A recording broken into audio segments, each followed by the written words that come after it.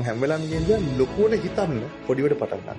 ගොඩක් දෙනෙක් ජීවිතේ ගමන පටන් ගන්න නැත්තේ බැරි නිසා නෙවෙයි, බය නිසා. ටයිට් රෝප් එක දන්නවනේ. ටයිට් රෝප් කියන්නේ ලණුවක් වගේ එකක් දාලා කම්බියක් දාලා ඒක උඩ ඇවිදින්න. පොළොවේ ඉඳන් අඩියක් උස්සලා ඔය ගහන්න පාකී පාර try කරයි. සමහරවට වඩා ෆස්ට් ටයිම් යන්නත් පුළුවන්. බොහෝ දුරට පුළුවන්. ඒක ලොකු අමාරුවක් නෑ. බැරි වුණත් ඔයා try කරනවා. ඕකම මීටර් 100ක් උස්සලා ගහන්න.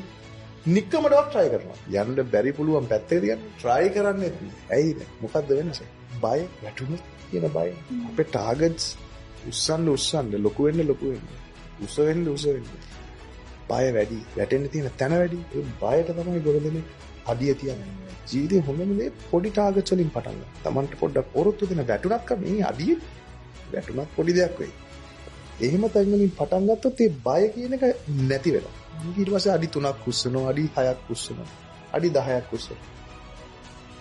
මොකද අපි යන ගමනත් එක්ක, අපි යන උසත් එක්ක අපේ බයත් ඒහා සමාන අඩු කරගෙන අපි ගියේ නැත්තම් ඒක යන්න වෙන්නේ නැහැ. අපිට හිත දෙන්නේ නැහැ ඒ ගමන යන්න. ඒ කරන්න පුළුවන් එකම විදිය ඒක try කරලා මේ try කරද්දි අර වගේ උසකට ගියොත් කෙරෙන්නේ. පොඩි තැනින් පටන් ගන්න.